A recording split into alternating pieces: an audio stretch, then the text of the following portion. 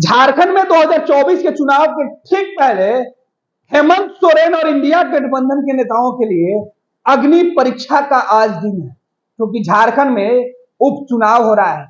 उपचुनाव में हेमंत की पूरी प्रतिष्ठा दांव पर लगी हुई है, क्योंकि उनकी मंत्री चुनाव लड़ रही हैं।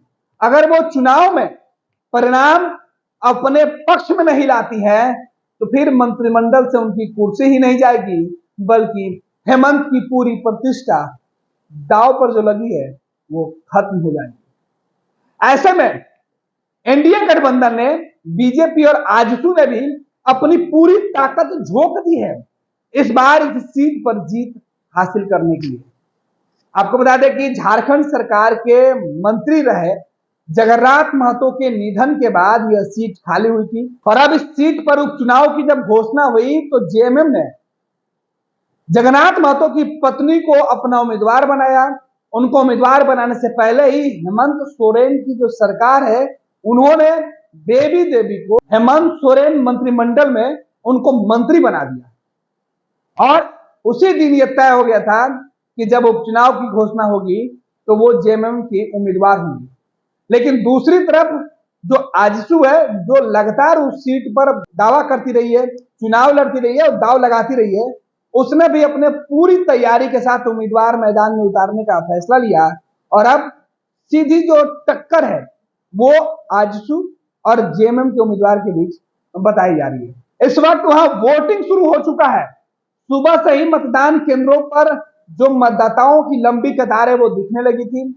वो इलाका जिस डुमरी विधानसभा उपचुनाव की चर्चा हम कर रहे हैं उसके कुछ इलाके जो हैं वो नक्सल प्रभावित हैं, वहां भी महिलाओं की अच्छी खासी तादाद दिख रही है।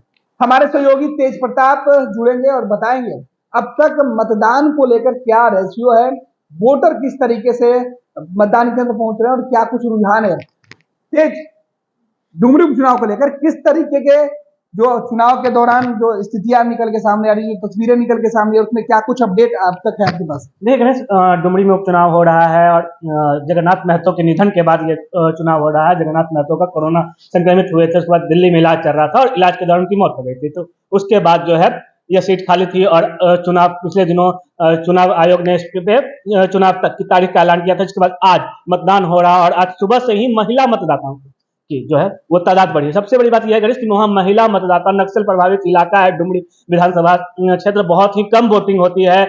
अगर हम इसके इतिहास की बात करें तो हमेशा से ही यहाँ पे कम वोटिंग होती है।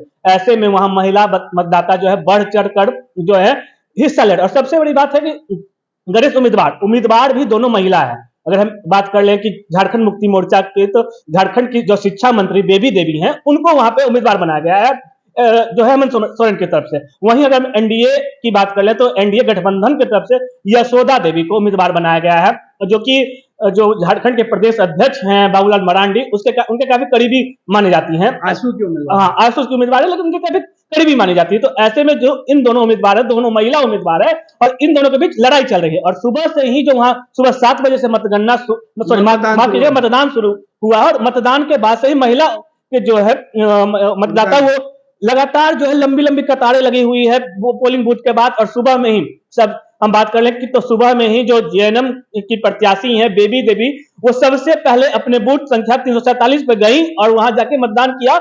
और सुबह सुबह ही उन्होंने मतदान करते हुए कहा कि सुबह सुबह आप मतदान करने आइए, सुबह का मौसम ठंडा है, सुबह जो है मतदान केंद्रों पर भीड़ कम रहेगी और आप आराम से मतदान केंद्र पर आए, मतदान करें और फिर बाकी का कार्य निपटाएं।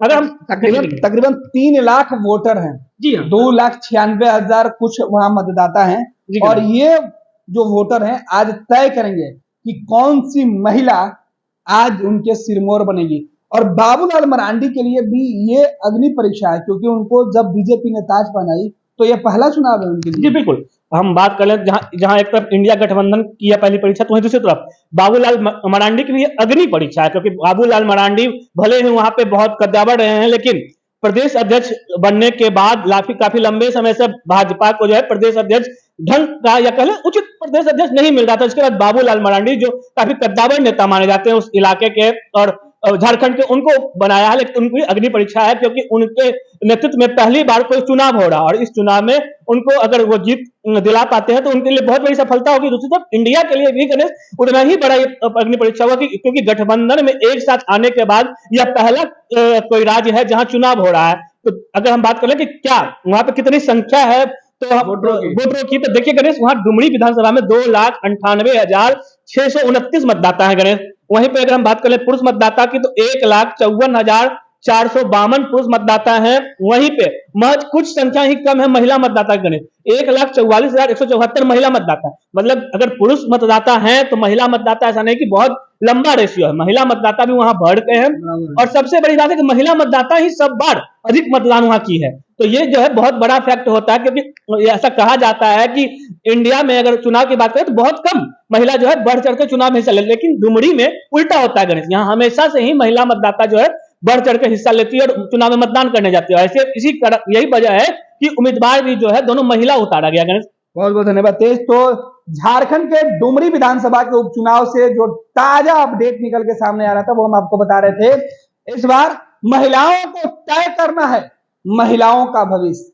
2 महिला मैदान में हैं और लाखों महिला वोटर तय करेंगी कि किसकी किस्मत के ऊपर जो है ताज सजा है सत्ता का, किसे मिलेगी कुर्सी।